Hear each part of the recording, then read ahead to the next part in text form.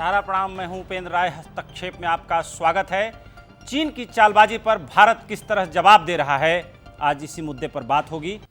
चीन पहले कोरोना की साजिश में बदनाम हुआ और अब भारत की बढ़ती साख से हैरान परेशान है। उसने बौखलाहट में बॉर्डर पर अशांति फैलाने की कोशिश भी की। भारत से उसका करारा जवाब भी मिल गया। अब भारत किस तरह चीन से आर पार की रणनीति बना रहा है, चीन को प्रधानमंत्री ने क्या नसीहत दी, पूरे घटनाक्रम पर चीन का रवैया कैसा है, विपक्ष को क्या ऐतराज है और देश में चीन को लेकर किस तरह गुस्सा भड़क रहा है। हस्तक्षेप में आज इन तमाम सवालों का जवाब तलाशने की कोशिश करेंगे।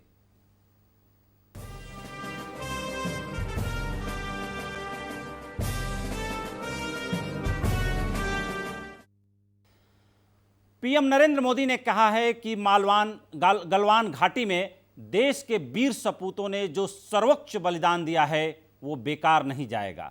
पीएम ने कहा कि सीमा पर हमारे वीर सपूत मारते मारते मरे हैं। देश के 15 राज्यों के मुख्यमंत्रियों के साथ कोरोना महामारी पर हो रही बैठक में उन्होंने कहा कि भारत अपनी एक एक इंच जमीन की रक्षा करेगा। हम शांति चाहते हैं, लेकिन संप्रभुता की रक्षा करने से हमें कोई रोक नहीं सकता। इसी बीच अमेरिकी खुफिया एजेंसी की रिपोर्ट समेत अन्य स्रोतों से मिल रही खबरों में चीन के 40 से ज़्यादा सैनिकों के मौत की खबर आई है। मैं देश को भरोसा दिलाना चाहता हूं, हमारे जवानों का बलिदान व्यर्थ नहीं जाएगा। हमारे लिए भारत की अखंडता और संप्रभुता सर्वोच्च है और इसकी रक्षा करने से हमें कोई भी रोक नहीं सकता। इस बारे में किसी को भी जरा भी भ्रम या संदेह नहीं होना चाहिए। चीन सीमा पर लद्दाख में शहीद सैनिकों का बलिदान बेकार नहीं जाएगा। भारत की ओर आंख उठाकर देखने वालों को करारा जवाब मिलेगा। प्रधानमंत्री ने ये बातें 15 राज्यों और केंद्र शासित प्रदेशों के मुख्यमंत्रियों के साथ हुई बैठक के दौरान कही। वीडियो कॉन्फ्रेंसिंग के जरिए हुई इस मीटिंग में गलवान घाटी में शहीद हुए सैनिकों को श्रद्धांजलि देने के लिए 2 मिनट का मौन भी रखा गया। इस दौरान प्रधानमंत्री ने कहा कि भारत शांति चाहता है, लेकिन उकसाने पर जवाब देना भी जानता है। हम कभी किसी को भी उकसाते नहीं हैं, लेकिन हम अपने देश की अखंडता और संप्रभुता के साथ समझौता भी नहीं करते हैं। भारत शांति चाहता है, लेकिन भारत उकसाने पर हर हाल में यथोचित जवाब देने में सक्षम है। इससे पहले रक्षा मंत्री राजनाथ सिंह ने तीनों सेना प्रमुखों के साथ बैठक कर हालात का जायजा लिया। उन्होंने ट्वीट कर कहा कि चीन सीमा पर शहीद हुए वीरों के बलिदान को देश कभी नहीं भूल पाएगा। मेरी भावनाएं शहीदों के परिवार वालों के साथ है। हमें उनकी बहादुरी और साहस पर गर्व है।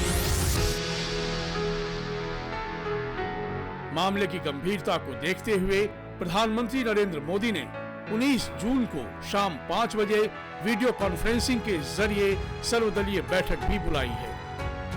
इस बीच बॉर्डर पर हुई झड़प को लेकर सियासत भी शुरू हो गई है।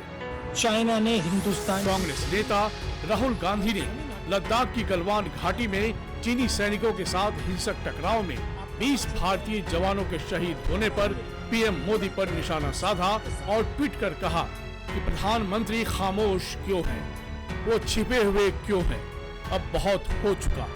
उन्हें ये जानने की जरूरत है कि असल में मौके पर हुआ क्या है। शिवसेना नेता संजय राउत ने भी ट्वीट कर कहा कि प्रधानमंत्री जी, संघर्ष के इस घड़ी में देश आपके साथ है, लेकिन सच्चाई तो बताइए। इस घटना के बारे में देश आपसे सच जानना चाहता है। उन्होंने ये भी पूछा कि क्या चीन हमारी सीमा में घुस आया है और जवाबी हमले में हमने चीन के कितने सैनिकों को मारे हैं। कांग्रेस अध्यक्ष सोनिया गांधी ने भी सरकार से देश के सामने सही तस्वीर रखने की मांग की है। पिछले 1.5 महीने से चीन की सेना ने लद्दाख में भारतीय सीमा में घुसपैठ की है। आज जब देश में इस घटना को लेकर भारी आक्रोश है, तो प्रधानमंत्री को सामने आकर देश को सच्चाई बतानी चाहिए कि चीन ने हमारी सरजमी पर कब्जा कैसे किया और 20 सैनिकों की शहादत क्यों हुई। मौके पर आज की स्थिति क्या है। गलवान घाटी में भारत और चीनी सैनिकों के बीच हुई झड़प में चीन को भी भारी नुकसान हुआ है। अलग अलग सूत्रों से मिल रही जानकारी के मुताबिक भारत की जवाबी कार्रवाई में चीन के 40 से ज्यादा सैनिकों के मारे जाने की खबरें सामने आ रही हैं। उधर इस हिंसक झड़प पर चीन ने उल्टा भारत पर दोष मढ़ने की कोशिश की है। चीनी विदेश मंत्रालय के प्रवक्ता झाओ लीजियन ने कहा है कि भारतीय सैनिकों ने एलएसी का उल्लंघन किया है, इसलिए इस घटना के लिए चीन जिम्मेदार नहीं है। हालांकि उन्होंने ये भी कहा कि दोनों देशों के बीच कूटनीतिक और सैन्य स्तर पर बातचीत जारी है और मतभेदों को सुलझाने के लिए प्रयास भी हो रहे हैं। ब्यूरो रिपोर्ट, सहारा समय। विदेश मंत्री एस जयशंकर ने चीन के विदेश मंत्री HE वांग यी से फोन पर बात की और लद्दाख में हुई हिंसक झड़प में 20 भारतीय सैनिकों की मौत पर अपना कड़ा विरोध जताया। जानकारी के मुताबिक जयशंकर ने वांग से स्पष्ट शब्दों में कहा कि गलवान घाटी में जो कुछ भी हुआ वो चीन की पूर्व नियोजित और सोची समझी कार्रवाई थी। उन्होंने कहा कि इस घटनाक्रम के लिए चीन जिम्मेदार है। जयशंकर ने कहा कि दोनों पक्षों की ओर से सहमति व्यक्त की गई थी कि स्थितियों को जिम्मेदार तरीके से हल किया जाएगा और दोनों पक्ष 6 जून को सेना पीछे हटाने की सहमति को ईमानदारी से लागू करेंगे। लेकिन चीन ने ऐसा क्यों नहीं किया। उन्होंने कहा कि दोनों देशों के द्विपक्षीय संबंधों पर इस घटनाक्रम का गंभीर प्रभाव पड़ेगा। प्रधानमंत्री ने मुख्यमंत्रियों के साथ बैठक की शुरुआत में शहीद जवानों के 2 मिनट का मौन रखकर सरकार की ओर से और सहारा न्यूज़ नेटवर्क की तरफ से सहारा न्यूज़ नेटवर्क भी शहीद जवानों को विनम्र श्रद्धांजलि देता है। आइए देखते हैं प्रधानमंत्री और मुख्यमंत्रियों ने शहीदों को किस तरीके से श्रद्धांजलि दी। मेरा आप सभी से, सभी आदरणीय मुख्यमंत्री जी से, सभी यहाँ इस मीटिंग में, वर्चुअल मीटिंग में उपस्थित आप सभी से आग्रह है कि हम खड़े होकर के 2 मिनट मौन रख करके इन वीर सपूतों को पहले श्रद्धांजलि देंगे। उसके बाद आज जो हमने हमारी मीटिंग तय की है उस मीटिंग को आगे बढ़ाएंगे।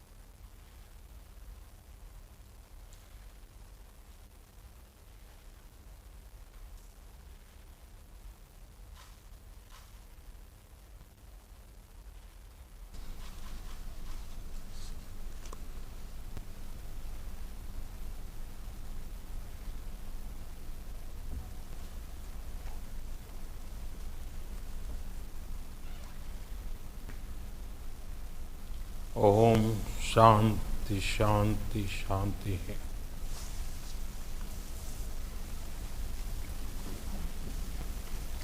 तो आपने देखा कि प्रधानमंत्री ने कितने गहन मुद्रा में देश के बहादुर जवानों को अपनी विनम्र श्रद्धांजलि मुख्यमंत्रियों के साथ पेश की। एक बार पुनः सहारा न्यूज़ नेटवर्क भी देश के उन बहादुर सपूतों को अपनी विनम्र श्रद्धांजलि अर्पित करता है। अब हम आगे बढ़ रहे हैं।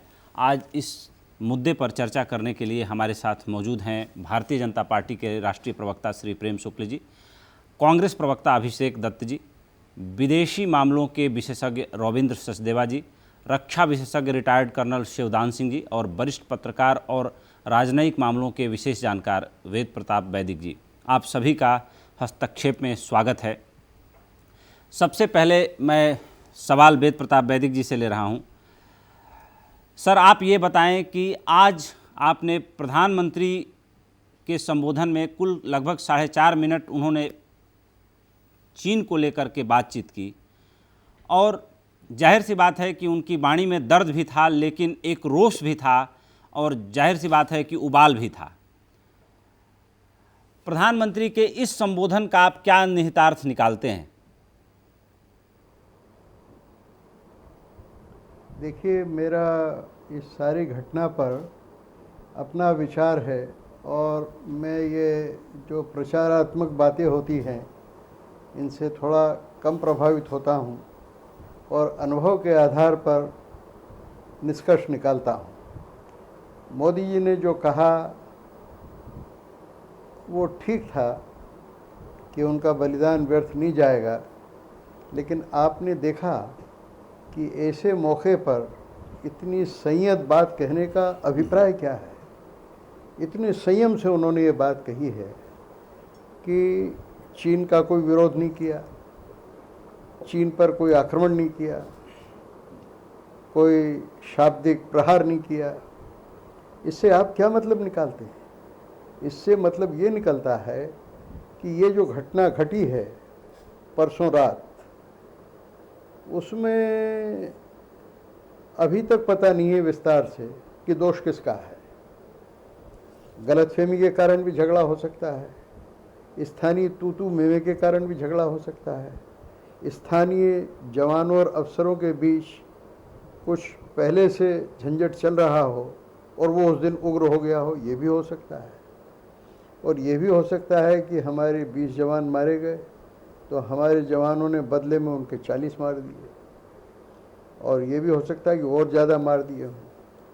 तो स्थिति ऐसी विषम है कि उसमें कोई आक्रामक रवैया अपनाना मेरी राय में, मैंने कल भी लिखा था इस बारे में, ठीक नहीं है।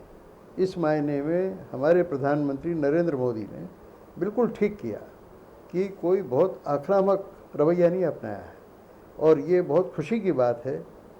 मैंने कल भी लिखा था कि हमारे नेताओं को सीधी बात करनी चाहिए। ये अफसर बात करें, जवान आपस में बात करें, वो ठीक है, राजनयिक आपस में बात करें, वो ठीक है, लेकिन नरेंद्र मोदी ने जितना संबंध चीनी नेतृत्व से बनाया है, आज तक भारत में किसी प्रधानमंत्री ने नहीं बनाया है। प्रधानमंत्री बनने के पहले भी वो चीन हो आए हैं और प्रधानमंत्री बनने के बाद भी हो आए हैं, और दर्जन भर से भी ज़्यादा बार शी जिनपिंग जी के साथ उनकी भेंट भी हुई है। तो मेरी राय तो ये है कि इतना समय बीत गया, 48 घंटे होने आ रहे हैं, सीधे नरेंद्र मोदी जी को चाहिए था कि शी जिनपिंग जी से बात करते और कहते कि क्या बात है। जब 6 जून को सारा फैसला हो गया, दोनों तरफ के जनरलों ने मिल के एक नीति बना ली, तो फिर ये झंझट कैसे हो गया, ये क्यों हो गया? तो और मुझे अच्छा लगा कि जयशंकर जी ने, हमारे विदेश मंत्री ने, सीधी उनके विदेश मंत्री से बात की, और जो बात की और जितना हिस्सा अभी बाहर आया है उससे मालूम पड़ा है कि दोनों एक दूसरे को न टांग खींच रहे हैं, न फटकार रहे हैं, लेकिन कोई ऐसी बात कर रहे हैं कि रास्ता निकल आए।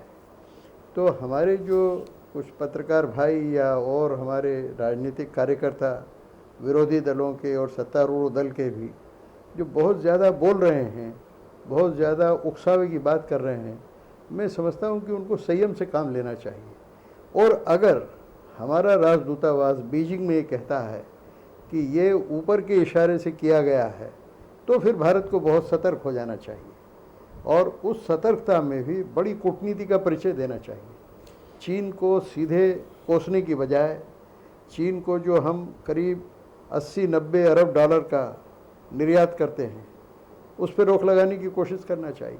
वो वहाँ से जो माल आता है हम कम निर्यात करते हैं, आयात ज़्यादा करते हैं। 80-90 अरब बिलियन डॉलर का जो आयात करते हैं उसको रोकने की कोशिश करनी चाहिए। एकदम बंद कर दे सरकारी ज़रूरी नहीं है, जनता अपने आप उसका बहिष्कार करे। बहुत सारी चीज़ें हैं जो हम खुद बना सकते हैं। वैदिक साहब, आप हमारे साथ बने रहिए। सीधे चलते हैं प्रेम शुक्ल जी के पास।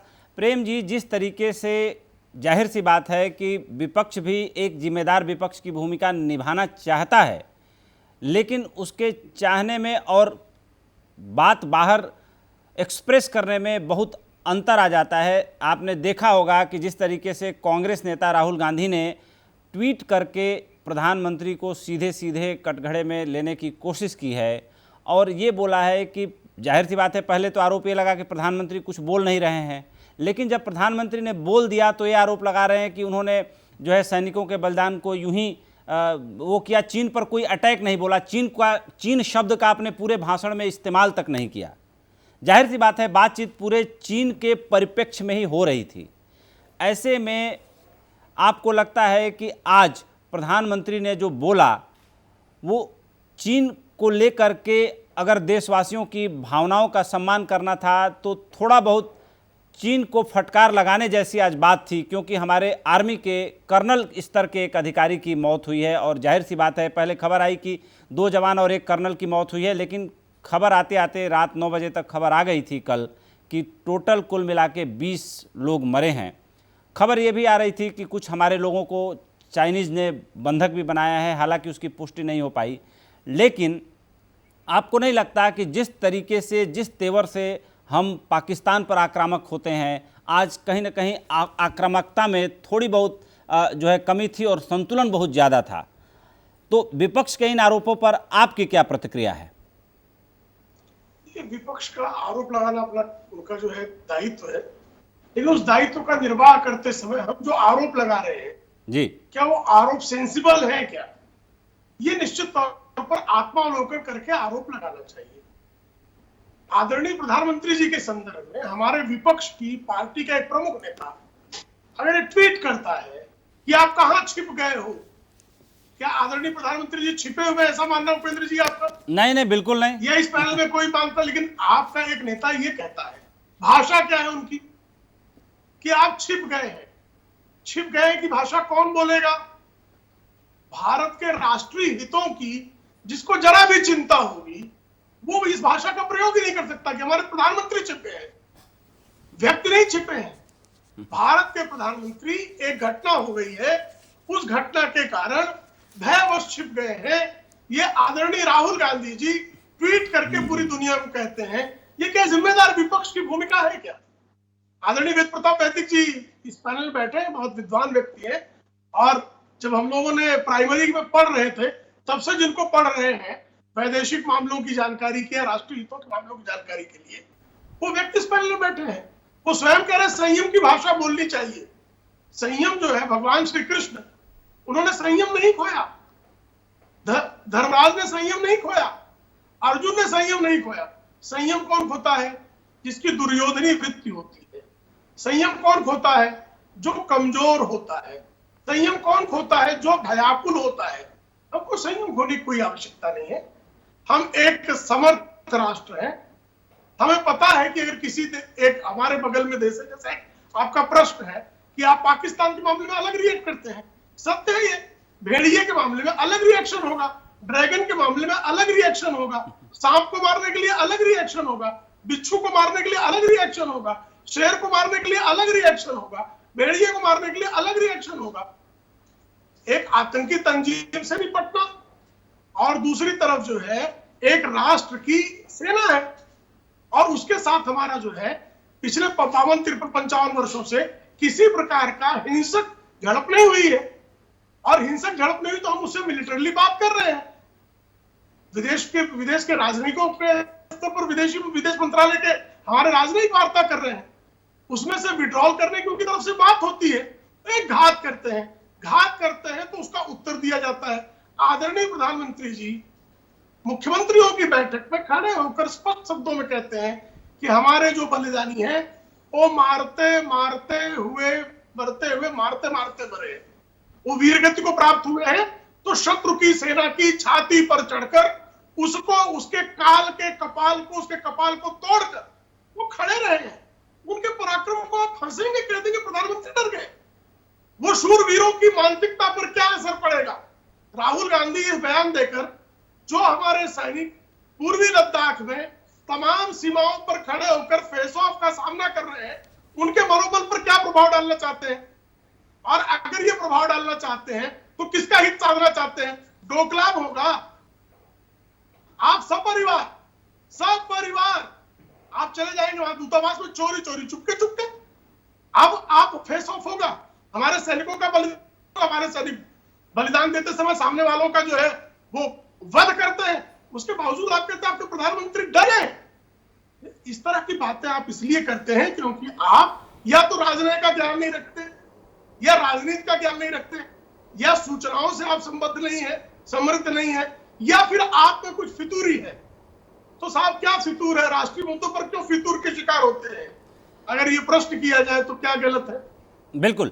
सीधे चलते हैं अभिषेक दत्त जी के पास। अभिषेक जी, आपको नहीं लगता कि राहुल गांधी जी ने बहुत जल्दबाजी में रिएक्ट कर दिया? जो सवाल उठाए उन्होंने ऐसे वक्त में थोड़ा उनको इंतजार करना चाहिए था।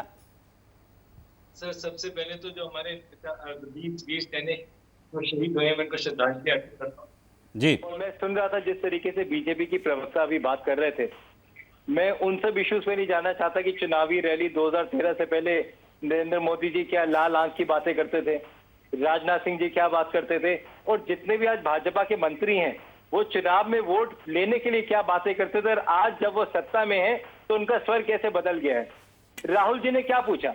राहुल जी ने बहुत बेसिक सवाल पूछे कि हमारे कितने जो सोल्जर्स हैं वो शहीद हुए हैं, कितने इंजर्ड हुए हैं और कितने कैप्चर्ड हुए हैं। उसके बाद उन्होंने एक सिंपल सा सवाल पूछा कि चाइनीज आर्मी हमारे कितने एरिया में कैप्चर कर चुकी है, कितने अंदर आ चुकी है। और ये पिछले 45 दिन से लगातार ये बातें चल रही हैं अखबार के माध्यम से। बहुत डिफेंस जो एक्सपर्ट्स हैं वो सारे लोग, कभी हम कोई वीडियो देखते हैं चाइनीज इंकर्शन का, कभी हम उनको रोड बनाते हुए देखते हैं, कभी उनको लड़ते हुए देखते हैं। तो ये आज की बात नहीं है। पिछले 40-45 दिन से आज तक कभी विदेश मंत्री जी ने, आज तक कभी डिफेंस मंत्री ने और आज तक कभी पीएमओ ने इसमें कोई भी बयान नहीं दिया है। अगर मैं शुक्ला जी की तरह बात करूं, मैं उनकी पुरानी लाल आंखों वाली जो स्पीचेस उनके बारे में बात करूं, बट आज वो मुद्दा नहीं है। आज एक सिंपल मुद्दा है कि सब जितने भी पार्टीज हैं उनको देश के साथ खड़े होकर चाइनीज आर्मी से हमको लड़ना, उनको जवाब देना है। और यही तो हम उनसे चाह रहे थे। आज प्रधानमंत्री जी ने जो 19 तारीख को मीटिंग कॉल करी है, अगर यही स्टेटमेंट पहले आ जाती, यही स्टेटमेंट कल आ जाती, एक ऑफिशियल, आज आपने कहा कि सूत्रों के मामलों से पता चला है कि चाइनीज आर्मी भी इंजर्ड हुई है, अगर ये ऑफिशियल स्टेटमेंट्स आ जाएंगी तो देश यही तो जवाब मांग रहा है।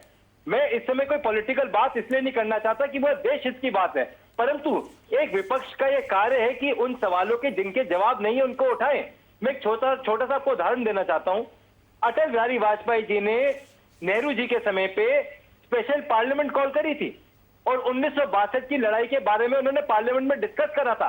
वो उस समय पे जितनी भी ऑपोजिशन पार्टी है उनको साथ लेके चलने की बात होती थी। आज वो बात नहीं है। अगर यही बात अभिषेक जी आप हमारे साथ जुड़े रहिए। इसके अलावा भी जो सवाल राहुल गांधी ने उठाए हैं, जाहिर सी बात है कि उन सवालों पर चर्चा होनी चाहिए। हमारे साथ सुरक्षा मामलों के विशेषज्ञ हैं रॉबिन सचदेवा जी, उनसे कुछ सवाल मैं लूँगा। जाहिर सी बात है कि वो सवाल आज ज़रूरी भी हैं। रॉबिन जी, मेरा पहला सवाल है कि अगर हमारी सीमा के अंदर चाइनीज घुस करके हमारे 20 सैनिकों को मारते हैं और हमारी तरफ से भी जवाबी कार्रवाई होती है और CIA के रिपोर्ट के मुताबिक 40 से ज़्यादा सैनिक उनके भी मारे जाते हैं, तो वार किसे कहते हैं? मेरा पहला सवाल है। अगर कोई शत्रु या कोई नेबरिंग कंट्री का जो है सैनिक लाइन ऑफ एक्चुअल कंट्रोल यानी वास्तविक नियंत्रण रेखा को पार करके हमारे पास आ जाए और हमारे लोग एक सामान्य गश्त पर निकले हों और उनको मारने लगे, तो जाहिर सी बात है ये भी एक तरह का वार ही है, भले छोटे स्तर पे हुआ और हमेशा वार चूंकि सीमा पर ही लड़ी जाती है। दूसरा, जब चाइना सीमा के आसपास नो मैंस लैंड जो डिसाइडेड है वहाँ पर लगातार कंस्ट्रक्शन करता है, रोड बनाता है, तमाम चीज़ें करता है, तो आज एनटीआरओ जैसी सशक्त संस्था हमारे पास है जो पूरे कंट्री को एरियल व्यू के जरिए देखती है, मॉनिटर करती है। आर्मी इंटेलिजेंस भी है, आईबी भी है, रॉ भी है। हमारे यहाँ इन सब चीज़ों पर समय रहते एक्शन क्यों नहीं लिया जाता? एरियल व्यू को जाहिर सी बात है कि उसको कंसर्न आर्मी के अधिकारियों के साथ उनको सपोर्ट सिस्टम के तौर पर ये सारी चीज़ें मुहैया क्यों नहीं कराई जाती? और अगर मान लीजिए कि उस एरिया में अगर हलचल है या कोई ऐसी चीज़ है, 1.5 महीने से लगातार टॉक्स चल रही हैं, तो आपको नहीं लगता कि कहीं ना कहीं जो है इंटेलिजेंस फेल्योर भी है हमारे लेवल पे कि चाइना लगातार आगे बढ़ता आता है, लगातार कंस्ट्रक्शन करने आता है, और इतने लंबे अंतराल के बाद हम उन पोस्ट को देखने के लिए क्यों गए? हम लगातार उन जो सेंसिटिव जगह हैं लगातार उनका ट्रैक रिकॉर्ड हम क्यों नहीं रखते? इन तमाम मुद्दों पर जरा आप हमारे दर्शकों को सरल भाषा में समझाएं कि एक्चुअल में क्या कुछ हुआ होगा और एरियल व्यू का जो इशू है वो क्यों नहीं देखा गया? जो एलएसी के आसपास जो वो बंकर बना रहे थे और जो एक्चुअल कंट्रोल जो मतलब वास्तविक नियंत्रण रेखा है उससे घुसते घुसते अंदर आ रहे थे, उसका संज्ञान पहले क्यों नहीं लिया गया? और जाहिर सी बात है कि जब हमारे लोग वहाँ पे गश्त करने जा रहे थे, तो जाहिर सी बात है गश्त करने जब जा रहे थे एक सेंसिटिव एरिया के पास, तो उससे पहले के भी कुछ प्रोटोकॉल्स होते होंगे कि जाहिर सी बात है कि हम जहाँ जा रहे हैं वहाँ शत्रु की कितनी प्रेजेंस है या नेबरिंग कंट्री के आर्मी की क्या प्रेजेंस है, क्या बेस है। और जब कमांडर स्तर की बातचीत पहले से चल ही रही थी, उस बीच में ऐसा फियास्को कैसे हो गया? इन सब बारे में थोड़ा आप विस्तार से बताएं। आपने बहुत ही डीप क्वेश्चंस पूछे हैं उपेंद्र जी, राइट। वन सेकंड, यस, आप जो ये कह रहे हैं और अभी जो पूरी डिस्कशन में आ रहा है, ये क्वेश्चंस हर इंसान के माइंड में है, मेरे ख्याल से हर भारतीय के माइंड में है कि क्या हो रहा है और क्या असली सिचुएशन है। और लॉजिकल एक इंटरेस्ट होना, क्यूरियोसिटी होना, वरी होना, ये जायज बात है, बनता है हम सबके माइंड में। वन, दूसरी बात, आप जो प्रश्न पूछ रहे हैं मेरे ख्याल से इसको हम 2 पार्ट्स में डिवाइड कर सकते हैं। पहला पार्ट तो कि अभी तक जो हो रहा था, कल से पहले ये जो इंसिडेंट हुआ है, इससे पहले अभी तक जो डेवलपमेंट्स हो रही थी वो क्या हो रही थी और वहां पर हम कितनी हमारे पास इंफॉर्मेशन थी और उस इंफॉर्मेशन पे हमने कितना एक्ट किया और कितना हमने प्रिवेंशन करने का प्रयास करा, राइट, उससे पहले। दूसरा पार्ट ये है कि परसों रात या कल रात जो ये इंसिडेंट हुआ, जो ये फियास्को हुआ, मानिए, ये कैसे हुआ।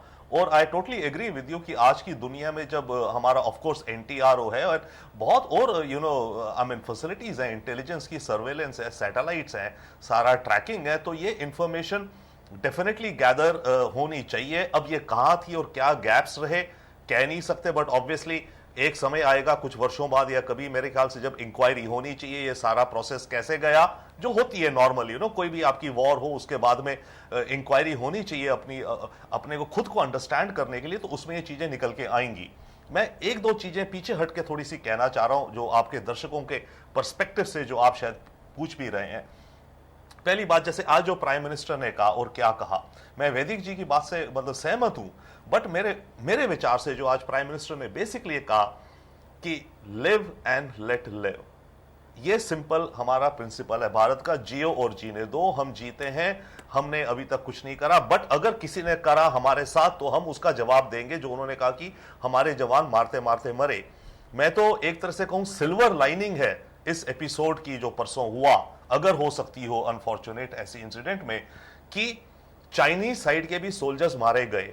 आप सोचिए, खुदा ना खास्ते अगर केवल ये होता कि केवल हमारे सोल्जर्स मारे गए होते और हमारे पास ये इंफॉर्मेशन नहीं होती कि चाइनीज साइड से कोई भी हमने कैजुअलिटी करी है, तो कितना प्रेशर होता इंडियन लीडरशिप के ऊपर, भारतीय मिलिट्री के ऊपर, कि हमें इमीडिएट रिस्पॉन्ड करना पड़ता। So in a sense, thanks to our martyrs, उन्होंने उस समय जो हुआ उसका बदला ले लिया उसी समय। तो जैसे कहते हैं ना, बॉक्सिंग में एक राउंड होता है, तो पहला ये जो राउंड हुआ इसमें हमने बराबर जवाब दे दिया चाइना को, राइट। तो मेरे विचार से इस समय अब जरूरत नहीं है कि हम कहें कि फिर से हम जवाब दें चाइना को, क्योंकि अगर हमारे सोल्जर्स ने 30-40 चाइनीज सोल्जर्स को कैजुअलिटी किल कर दिया है, तो हमने एटलीस्ट आई फॉर आई तो कर लिया है ना। Violence is, death is always bad, but हमने कर लिया है, माना, राइट। तो अब हमें पॉज करना चाहिए, हमें थैंक करना चाहिए अपने मार्टर्स का, सोल्जर्स का, कि उन्होंने ये हालात ऐसे नहीं छोड़े हमारे लिए कि अब हमारे को दोबारा एक नेक्स्ट अटैक हमें करना पड़ता और वो तो बहुत अलग चला जाता। तो इस समय मौका है पॉज करने का, रुकने का, और जैसे प्राइम मिनिस्टर ने कहा और जैसे काफी लोग भी कह रहे हैं कि एक काम मैसेज जाना है लिव एंड लेट लिव का चाइना को, जियो और जीने दो, वरना बात यह कि हमें यह वरना भी बताना है चाइना को। जो फर्म होने की बात होती है कि रॉबिन जी, आप हमारे साथ जुड़े रहिए। आपने एक बहुत अच्छा क्यू दिया है मुझे, मैं शिवदान सिंह जी से इसका जवाब लेना चाहूंगा। शिवदान सिंह जी, प्रधानमंत्री ने कहा, जैसा रॉबिन सचदेव जी कह रहे हैं और जैसा हमारे भारतीय जनता पार्टी के राष्ट्रीय प्रवक्ता प्रेम शुक्ल जी ने भी कहा कि भेड़िया के साथ अलग इलाज होता है, ड्रैगन के साथ अलग इलाज होता है। और प्रधानमंत्री ने एक तरीके से ये कहने की कोशिश की कि जियो और जीने दो, वरना। हमारे वरना में कितनी ताकत है शिवदान सिंह जी? इस वक्त हमारा वरना कितना ताकतवर है? ताकत है इस वक्त। ये भारत एक डेवलप्ड कंट्री है और इसके वरना में बहुत ताकत है जी। आजकल के जमाने में आपने देखा होगा विश्व में हर जगह एक नई तरीके की लड़ाई की प्रक्रिया शुरू हुई है जिसको हाइब्रिड वार बोलते हैं। हाइब्रिड वार में क्लासिकल वार जो पहले होती थी आमने सामने की, उसकी बजाय आजकल इकोनॉमिक वेपन इस्तेमाल होता है, साइकोलॉजिकल वेपन इस्तेमाल होता है, डिप्लोमेटिक वेपन इस्तेमाल होता है और सोशल वेपन इस्तेमाल होता है। तो वरना में इस वक्त इंडिया के वरना में बहुत बड़ी शक्ति है, क्योंकि इस वक्त भारत की जो पोजीशन है, भारत की इमेज है विश्व में काफी डेवलप्ड नेशन की और शक्तिशाली नेशन की और रिसोर्सफुल नेशन की है। इसलिए भारत ने वरना का ही को मजबूत करने के लिए चाइना का जो सबसे इंपॉर्टेंट मीन्स है कम्युनिकेशन का, वो है साउथ चाइना सी। और साउथ चाइना सी को पूरी तरह से कब्जा करने के लिए, उस पर प्रभुत्व डालने के लिए इंडिया ने ऑलरेडी ऑस्ट्रेलिया, जापान, अमेरिका के साथ डील कर ली है। और उसके अलावा इंडिया ने साउथ चाइना सी के नेशंस के साथ भी अपने रिलेशन इंप्रूव करने शुरू कर दिए हैं। और इसी साउथ चाइना सी पर सबसे ज्यादा चाइना का जिंदगी या मौत का सवाल है। शिवदान सिंह जी, चाइना का 90% एनर्जी सोर्स। हाँ जी, मेरा एक सवाल है, एक मिनट और लूंगा मैं 2-3 सवाल आपसे पूछना चाहता हूं। पहला सवाल यह है कि जब पेट्रोलिंग पार्टी जब जाती है किसी सेंसिटिव एरिया में गश्त करने के लिए, देखने के लिए, तो जाहिर सी बात है आप आर्मी में आपका लंबा जीवन बीता है जैसा मुझे दिखाई दे रहा है, तो उसके भी एक गोल्डन प्रोटोकॉल होते होंगे और आर्मी इंटेलिजेंस अपने तरीके से काम तो करती ही है। जाहिर सी बात है कि हमारी जो एक्सटर्नल इंटेलिजेंस रखने वाली एजेंसी है रॉ, और उसके अलावा आज एनटीआरओ जो है मैक्सिमम आर्मी को, हमारी पैरामिलिट्री फोर्सेस को जो बॉर्डर पे तैनात हैं उनको बहुत सारे इनपुट्स देते रहते हैं। लेकिन चाइना के बारे में अक्सर जो है दिखाई देता है कि चाइना तेज़ी से आगे बढ़ाया, नो मैंस लैंड में घुस गया, हमारी सीमा में आ गया। तो इस तरह के जो इंटेलिजेंस फेल्योर होते हैं वो कैसे हो जाते हैं, इसके पीछे क्या गैप्स रह जाते हैं और खास तौर से चाइना के बारे में देखने को मिलता है? देखिए, मैं अपने तजुर्बे से आपको बताता हूं। जी बिल्कुल। इन क्षेत्रों में, जिन क्षेत्रों की आप बातें कर रहे हैं जी, इनमें ह्यूमन लाइफ बहुत डिफिकल्ट है और यहां से इंटेलिजेंस इतनी एक्यूरेट कलेक्ट नहीं की जाती है जितनी आप सोच रहे हैं।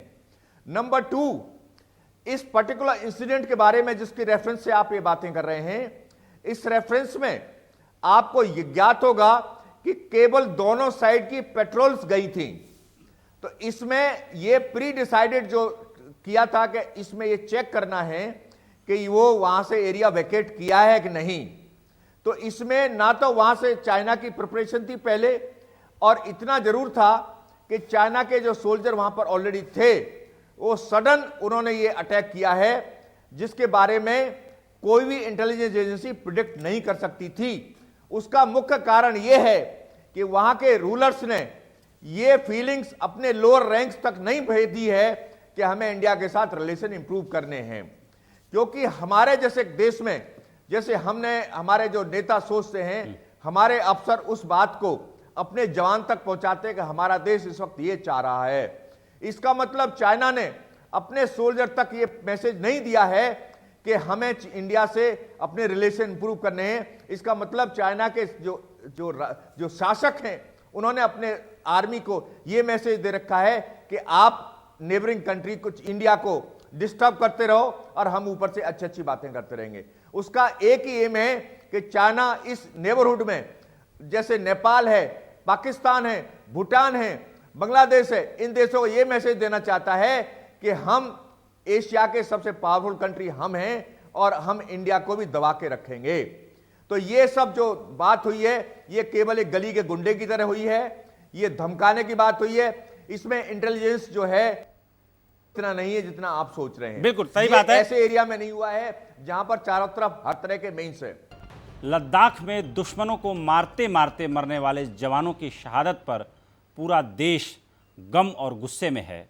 शहीद के परिजनों को भी अपने जिगर के टुकड़ों की शहादत पर गर्व है। शहीद कुंदन यादव के पिता कहते हैं कि बेटा लड़ते लड़ते शहीद हो गया, अब पोते को बॉर्डर पर भेजेंगे। कुंदन की पत्नी, दोस्त और पूरा देश शहादत का बदला मांग रहा है। लद्दाख में शहीद बिहार के सहरसा जिले के कुंदन यादव का परिवार चीन को मुंहतोड़ जवाब देने की मांग कर रहा है। आइए सुनते हैं क्या कहना है परिवार का। उसका बदला चाहिए। जिस तरह से शहादत हुआ है, आप जो है ये अपने पति का बदला चाह रही हैं जी। आखिरी बार कब बात हुई थी और क्या बोले थे वो? 9 तारीख को बात हुई। उसका बदला चाहिए। जिस तरह से शहादत हुआ है, आप जो है ये अपने पति का बदला चाह रही हैं जी। आखिरी बार कब बात हुई थी और क्या बोले थे वो?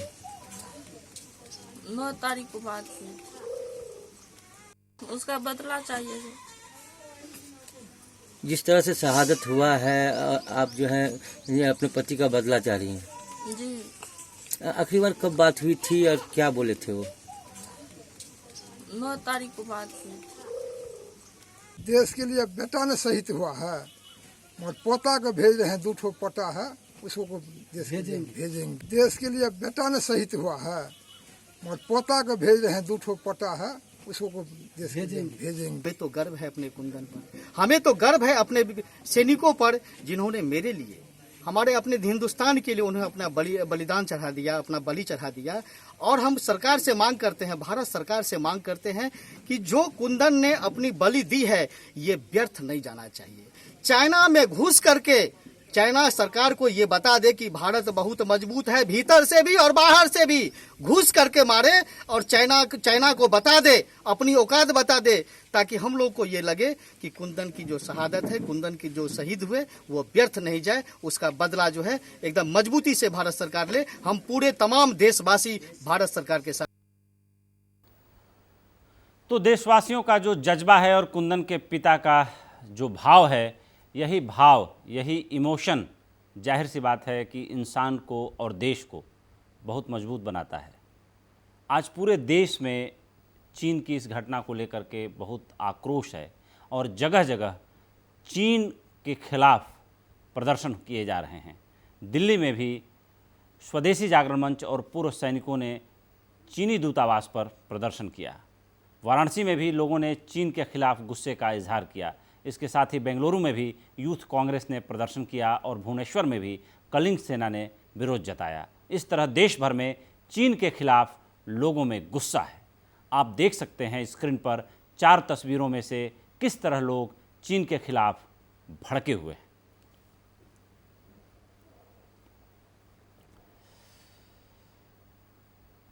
चर्चा को हम आगे बढ़ा रहे हैं, सीधे चलते हैं जो है रॉबिन सचदेव जी के पास।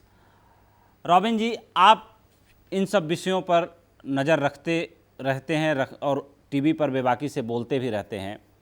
जब 2 विदेश मंत्रियों की आपस में बातचीत हुई होगी तो जाहिर सी बात है कि माहौल बड़ा असामान्य सा था। और जाहिर सी बात है जो गुड डिप्लोमेसी होती है, जैसा कि दो विदेश मंत्रियों के बीच आम दिनों में बातचीत होती है, उस तरह की गुड डिप्लोमेसी दोनों के बीच नहीं रही होगी। हमारे विदेश मंत्री चाइना में राजदूत भी रह चुके हैं। जाहिर सी बात है कि जब सैन्य स्तर की वार्ता चली रही थी, इस बीच ये घटना हो गई। अभी भी वार्ता जो है, आज मेजर जनरल स्तर की वार्ता वहाँ पे शुरू हुई है और इस बीच में विदेश मंत्री ने चाइना के विदेश मंत्री से बातचीत की। आपको क्या लगता होगा कि बातचीत का क्या रुख रहा होगा और हमारे विदेश मंत्री का मुख्यतः क्या कंसर्न रहा होगा आज की इस बातचीत में? मैं तो आपसे इनफैक्ट यही टॉपिक कहूंगा, फिर से आई कम बैक। और विदेश मंत्री की बात हुई, बट इंडिया की फॉरेन डिप्लोमेसी की बिग पिक्चर मैं जो कहना चाहता हूं, और मेरे आई होप कि जयशंकर जी ने आज ये बात कही हो। देखिए, हमारी फिलॉसफी क्या होती है, हम बात करते हैं वासुदेव कुटुंबकम, राइट, कि हम दुनिया इज अ फैमिली। ये बड़ी वेग स्टेटमेंट है। अनफॉर्चुनेटली क्या फैमिली में भाई भाई नहीं मार देते आपस में? फैमिली में लड़ाइयां नहीं होती? तो मेरे विचार से हमें अपनी फॉरेन डिप्लोमेसी का जो एंकर जब भी दुनिया में जाके बोलते हैं कि हम तो वी आर इवॉल्व्ड सिविलाइजेशन, वासुदेव कुटुंबकम, हमें उसे रखना चाहिए। बट वक्त आ गया, हमें उसे बदल देना चाहिए। हमें कहना चाहिए live and let live, or else we all have to live and let live together। और स्पेशली कोरोना के बाद भी आप देखिए, इस समय दुनिया में पूरा माहौल बदल रहा है। हर इंसान को अपनी लाइफ की वैल्यू समझ आ रही है। हम सब प्लैनेट में एक साथ हैं, एनवायरमेंट में एक साथ हैं। तो मेरे विचार से इंडियन फॉरेन पॉलिसी डिप्लोमेसी में एक रेडिकल शिफ्ट आना चाहिए, ये कि वासुदेव कुटुंबकम को हम यस यूज करें, बट हमारी it should be much more, because तब हमारे में कुछ मसल आएगी जब हम कहेंगे लिव एंड लेट लिव। तो मेरे आई होप कि जयशंकर जी ने जो भी आज कहा होगा, बाय द वे, वो इसी लाइंस पे तो कहा होगा कि देखिए ये हुआ, आप ऐसे मत कीजिए, या जो भी लैंग्वेज डिप्लोमेटिक यूज हुई होगी। तो that is one I really wish कि India moves in a new foreign policy paradigm. अपना पैराडाइम देखने का नजरिया बदलिए। हम पाकिस्तान से भी बात करते हैं वासुदेव कुटुंबकम, यार मान लिया साहब हमने कि वी आर वन फैमिली, पर उसके आगे क्या? हमारी foreign policy should give a clear cut vision. Pakistan को भी live and let live, Pakistan आप भी जियो, हमें भी जीने दो, नहीं जीने दोगे तो ये रहा तुम्हारा हाल। तो हम किसी को कुछ नहीं कहते हैं, बट हमारी फॉरेन पॉलिसी का पैराडाइम मेरे विचार से एक शिफ्ट होना चाहिए। बिल्कुल। तो आई होप जो आज जयशंकर साहब ने बात करी होगी, इन्हीं लाइंस पर करी होगी। और जो पीएम ने भी आज का, देखिए उन्होंने भी यही कहा मोर और लेस कि हम, भारत ने कभी कुछ एग्रेशन नहीं करा थी, ये वर्ड इस्तेमाल करे हो ना, बट मोर लेस उन्होंने यही कहा कि हम करेंगे, पर हमारे जवान भी फिर मारते मारते मर गए, राइट। तो अगर चाइना हमारे साथ कुछ करेगा तो हम भी जवाब तो देंगे। ये तो ह्यूमैनिटी, ह्यूमन लाइफ का बेसिक प्रिंसिपल है, जियो और जीने दो। तो ये हमें अपने नेबरहुड में और अपनी वाइडर ग्लोबल डिप्लोमेसी में, मेरे ख्याल से रियली, मैंने आर्टिकल्स भी लिखे हैं इसमें, कि हमें चेंज करना चाहिए। बिल्कुल रॉबिन जी, हम आपसे आगे भी प्रतिक्रिया भी लेंगे, लेकिन सीधे चलते हैं प्रेम शुक्ल जी के पास। प्रेम जी, आपको नहीं लगता कि भारत सरकार के लिए चुनौती इस समय काफ़ी बढ़ी हुई है, क्योंकि प्रधानमंत्री ने जिस तरीके से विदेश नीति में और विदेश में, खास तौर से दुनिया के शक्तिशाली देशों में अपना झंडा फहराया, और इसकी पूरी दुनिया में तारीफ भी हुई और दुनिया ने लोहा भी माना, लेकिन पड़ोसी देश नेपाल, पड़ोसी देश चीन, कुछ ही महीने पहले चाइनीज़ प्रेसिडेंट का यहाँ आगमन होता है, और जाहिर सी बात है जो झूला वाली डिप्लोमेसी हुई उसकी कांग्रेस नेता कपिल सिब्बल जी ने बड़ी आज तलखी से उसके ऊपर तंज भी कसा। और एक तरीके से पाकिस्तान कुछ ही महीने में घाटी में धारा 370-35 से हटने के बाद करीब 27 आतंकी मारे जा चुके हैं। आपको नहीं लगता कि एक ट्रायंगल बना के इंडिया को घेरने की कोशिश की जा रही है? और ख़ास तौर से जिस तरीके से नेपाल बड़ा अजीब सा व्यवहार कर रहा है, वो कहीं ना कहीं इंडियन डिप्लोमेसी को बहुत कमज़ोर करके पेश कर रहा है, और दुनिया में ये संदेश जा रहा है कि जो नेपाल भारत का एक तरीके से छोटा भाई कह लीजिए, पिछलग्गू कह लीजिए, और हमारे रक्षा मंत्री ने कहा है कि भाई नेपाल के साथ तो हमारा रोटी बेटी का रिश्ता है। 2 बिलियन नेपाली डॉलर जो है हम देते हैं उनको, उनके मिडिल स्कूलों में जो है कल्चर, संस्कृति, इन सब की पढ़ाई के लिए, उनके मरम्मत के लिए, और उसी के आसपास जो है नेपाल जो है हमारे बिहार बॉर्डर पे एक आदमी को फायरिंग में मार देता है और एक आदमी को बंधक बना के लेके चला जाता है। तो कुछ न कुछ ऐसा हो रहा है इस समय कि कहीं ना कहीं इंडियन डिप्लोमेसी पे, इंडियन विदेश नीति पे एक क्वेश्चन मार्क सा लगता हुआ दिखाई दे रहा है। हालांकि प्रधानमंत्री ने आज भी संबोधन में कहा और पहले भी वो कहते रहे हैं कि लोकाः समस्ताः सुखिनः भवन्तु, लेकिन जो हमारे साथ सिक्योरिटी एक्सपर्ट रॉबिन सचदेव जी जुड़े हुए हैं वो ये कह रहे हैं कि लिव एंड लेट लिव, जियो और जीने दो। ऐसे में आप राष्ट्रीय प्रवक्ता होने के नाते सरकार की ओर से, सरकार का जो मैंडेट है उसकी ओर से आप क्या कहना चाहेंगे? नहीं लगता कि हम ट्रायंगल में फंस रहे हैं कहीं ना कहीं? आपको ट्रायंगल में फंसाने की कोशिश तो लंबे समय से चल रही है जी। आपने नेपाल का जिक्र किया। नेपाल में साम्यवादी शासन को भारत की तरफ से किसने सहयोग दिया? वो कौन लोग थे जो प्रचंड को दिल्ली में पाल रहे थे? कौन लोग थे जो वहां के जो राजा थे, जो राजा भारत के समर्थन में सतत खड़े रहने की बातें किया करते थे? हिंदू राष्ट्र होने के नाते वो हमको अपना जो है अगुआ मानते थे, हर विषय पर हमारे साथ खड़े रहते थे। उनके साथ रिश्तों को बिगाड़ा किसने? और कृपा करके बताएं कि जब आदरणीय मोदी जी के कार्यकाल के पहले नेपाल यात्रा पे हमारे लोग क्यों नहीं जा रहे थे? हम इन्वेस्ट क्यों नहीं कर रहे थे? मालदीव जैसा देश, उन दिनों की बात है डॉक्टर मनमोहन सिंह जी के कार्यकाल की, वहां के एयरपोर्ट में इंडियन कंपनी को सीधे भगा दिया और चाइनीज कंपनी को एंट्री दे दी। मालदीव हमारे खिलाफ बातें करने लगा था, श्रीलंका उनके साथ खड़ा था, बांग्लादेश की भी स्थिति लगभग वही थी। हमने स्थितियों को बहुत परिवर्तित किया है और हमने वैश्विक स्तर पर भी परिवर्तन किया। सार्क देशों में हमने पाकिस्तान को पूरी तरह से एक तरफ कर दिया कि नहीं कर दिया? ब्रिक्स में टेररिज्म के अगेंस्ट रिजोल्यूशन आप 2014 के पहले सोच सकते थे क्या? G20 के मंच से हम टेररिज्म के अगेंस्ट बातें G20 के मंच से करते रहे और उसका परिणाम है सामने। FATF में जो है पाकिस्तान को ग्रे लिस्ट में डाल रखा और ब्लैक लिस्ट के लिस्ट को संघर्ष करा दिया है। और ये नियम कल तो नहीं आ गया ना जी। चीन के संदर्भ में भी हमारा बहुत स्पष्ट, देखिए हम वसुधैव कुटुंबकम में विश्वास करते हैं, लेकिन वसुधा में अगर कोई मेरे ही अस्तित्व को चुनौती देगा, मेरे राह में कोई कांटा बोएगा तो उसको मैं चाटा मारूंगा। ये भारत की स्पष्ट नीति है आदरणीय मोदी जी की। बिल्कुल। आप पुलवामा करोगे तो हम सर्जिकल स्ट्राइक करेंगे, आप हमारे सैनिकों पर हमले करोगे तो हमारे सैनिकों को भी अपनी संप्रभुता की रक्षा में आप पर हमले करने का उतना ही संवैधानिक अधिकार है और हम उसका उतना ही समर्थन करेंगे, उनको संसाधन संपन्न करेंगे।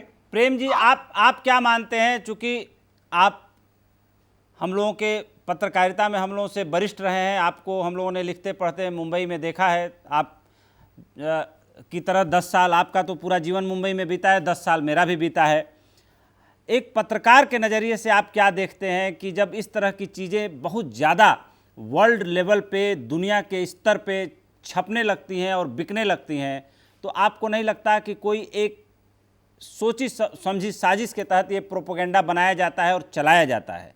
कहीं ना कहीं हम लोग इस तरह से अपने को सेल नहीं कर पाते, अपने को स्टैंड नहीं कर पाते। ऐसे में इन स्थितियों से निकलने का उपाय आपकी नज़र में क्या है, एक पत्रकार के नज़रिए से? सीधी सी बात है, हमारे भारत के हितों के संदर्भ में आप ब्रिटेन को देखेंगे तो BBC ब्रिटेन के हितों की संप्रभुता की रक्षा करते हुए काम करेगी। अमेरिकी चैनल्स भी इसी तरह से काम करते हैं। भारतीय चैनल के संदर्भ में, भारतीय मीडिया के संदर्भ में एक कोई भी युद्ध होता है, कोई भी अर्थव्यवस्था को लेकर किसी प्रकार की रणनीति या संघर्ष प्रारंभ होती है, तो वर्ल्ड मीडिया को अपने हित के अनुकूल उसको खड़ा करने की योजना होती। भारत की मीडिया में जितना नॉर्थ कोरिया के अगेंस्ट चलता है, नॉर्थ कोरिया तो हमारी कोई शत्रुता नहीं है, लेकिन वर्ल्ड मीडिया ने हमको फीड कर रखा है क्योंकि हमारे मीडिया में नॉर्थ कोरिया जितना बड़ा शत्रु है उतना बड़ा शी जिनपिंग क्यों नहीं है, जिससे हमारा सीधी शत्रुता होती है।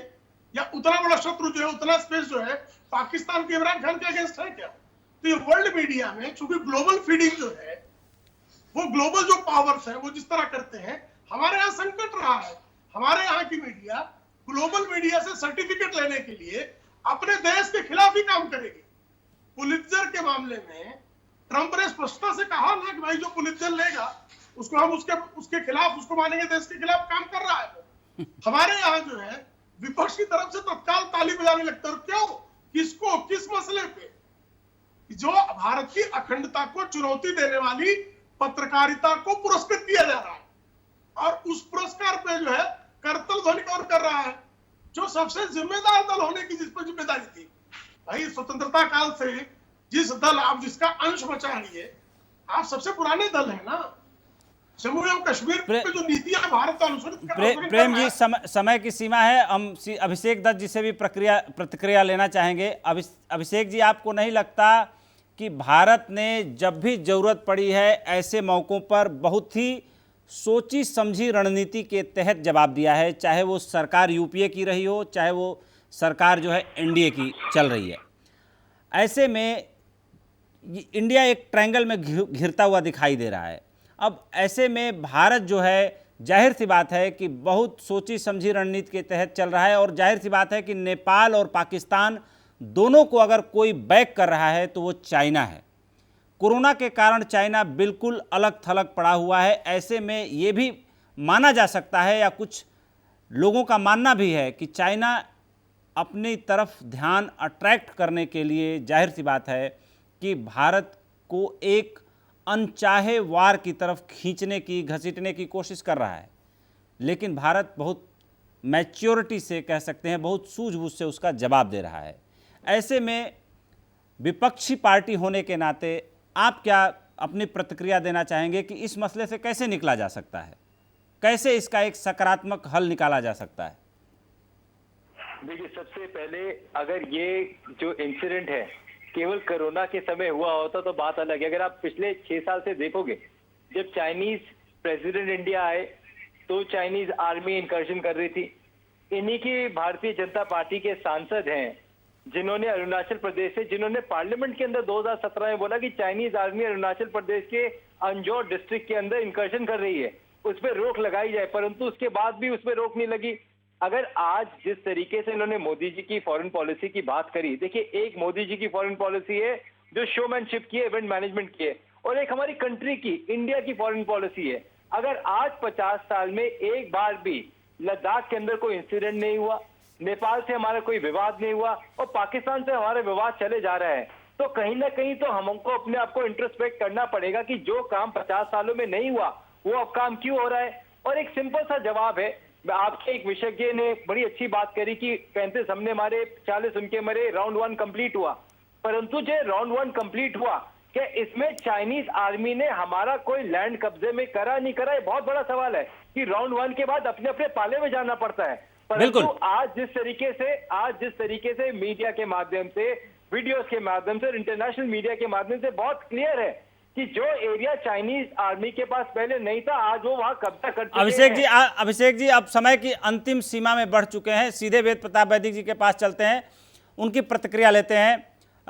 सर, आप ये बताएं कि चाइना के साथ जब भी हमारा टसल होता है, जब भी सीमा पर विवाद होता है, कहीं ना कहीं एक नई कहानी निकल के आती है, और उससे पहले हम तमाम सर्वेलेंस के, इंटेलिजेंस के तरीके होते हुए भी हम उस नई कहानी को न चाहते हुए भी हमें स्वीकार करना पड़ता है। इस बार की नई कहानी है कि वो हमारी सीमा में काफ़ी अंदर तक घुस आए हैं, और हमें इसका अंदाज़ा नहीं था। पेट्रोलिंग पार्टी गई और झड़प हो गई और हमारे 20 लोग मारे गए। हालांकि नुकसान उधर से भी हुआ है, लेकिन ये सरप्राइज चाइना हमेशा देने में सफल क्यों हो जाता है? देखिए, उसका एक बड़ा कारण ये है कि चाइना बहुत साधन संपन्न राष्ट्र है हमारे मुकाबले। उसके पास पैसे बहुत ज़्यादा हैं, उसकी अर्थव्यवस्था हमसे 5-7 गुनी बड़ी है, वो खर्च कर सकते हैं। हम लोग उतना खर्च नहीं कर पाते हैं। हमने अभी अभी शुरू किया है सड़कें बनाने का अभियान। नेपाल भी इसलिए बौखलाया हुआ है, चीन भी इसलिए बौखलाया हुआ है। लेकिन मैं एक बात ज़रूर कहना चाहता हूँ कि हमारे जो राजदूतावास बीजिंग में है और यहाँ हमारा विदेश मंत्रालय है, उसको तुरंत इस बात का आकलन करना चाहिए कि ये जो दुर्घटना हुई है गलवान में, ये क्या चीन के बड़े नेताओं के इशारे पर हुई है, ये क्या चीन की सरकार की नीति के अनुकूल हुई है, या अचानक कोई आकस्मिक घटना हो गई है। अगर ये चीन की सरकार की सुनियोजित नीति के कारण हुई है, तो भारत की विदेश नीति में चीन के प्रति इस समय आमूलचूल परिवर्तन की ज़रूरत है। बिल्कुल, भारत को फिर चाहिए कि तिब्बत का सवाल भी उठाए, उइगर मुसलमानों का सवाल भी उठाए, इनर मंगोलिया का सवाल भी उठाए और ये सवाल भी उठाए कि हांगकांग के साथ, ताइवान के साथ और WHO में जो किया है चीन ने, वो सारे मामले और वुहान का ये जो कोरोना फैला है, ये सब मामले प्रकारांतर से उठाए। बिल्कुल। और चीन के साथ जो हमारा व्यापार है और चीन में जो कंपनियां विदेशी व्यापार कर रही हैं और वहाँ से विमुक्त होना चाहती हैं, उन सब को लाने की एक बड़ी विशद रणनीति बनाए, तब तो हम चीन का मुकाबला कर सकते हैं। वरना अगर ये मामूली समझो कि आपसी लड़ाई की वजह से हो गई है बात, तब तो ठीक है, दोनों बड़े नेता आपस में बात करें, एक दूसरे से सहानुभूति प्रकट करें और जिसकी गलती हुई हो वो पश्चाताप व्यक्त कर दे। सर बहुत बहुत धन्यवाद। समय की सीमा पूरी हो चुकी है, 9 बज चुके हैं। इस चर्चा में भाग ले रहे सभी मेहमानों को मैं यहीं पर दिल की गहराइयों से धन्यवाद करता हूं।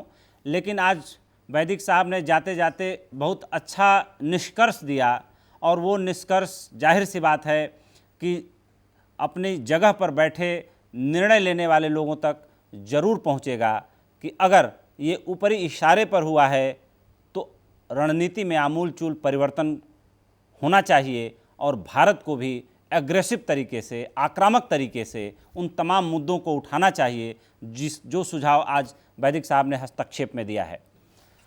तो आगे बढ़ रहे हैं। प्रधानमंत्री नरेंद्र मोदी देश के भीतर हो या देश के बाहर हमेशा पॉजिटिव सोच रखते हैं और इसके लिए लगातार जतन भी करते रहते हैं। चीन के साथ भी पीएम ने लगातार संबंध बेहतर करने की दिशा में प्रयास किया और काफ़ी कुछ इसमें कामयाबी भी हासिल की।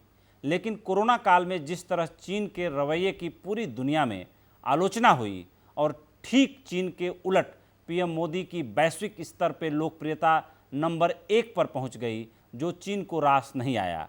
अब हम आपको बताते हैं कि पीएम मोदी ने अपने दोनों कार्यकाल में चीन के साथ दोस्ती के लिए किस तरह कदम बढ़ाए। 6 साल के कार्यकाल में पीएम मोदी की चीन के राष्ट्रपति शी जिनपिंग से 18 बार मुलाकात हो चुकी है। पीएम अभी तक कुल 9 बार चीन का दौरा कर चुके हैं। उन्होंने गुजरात के सीएम रहते 4 बार चीन का दौरा किया और पीएम के तौर पर 5 बार चीन गए। पीएम की चीन के राष्ट्रपति से जो 18 मुलाकातें हुईं, उनमें 1 to 1 के अलावा अंतर्राष्ट्रीय सम्मेलनों में अनौपचारिक मुलाकातें भी शामिल हैं।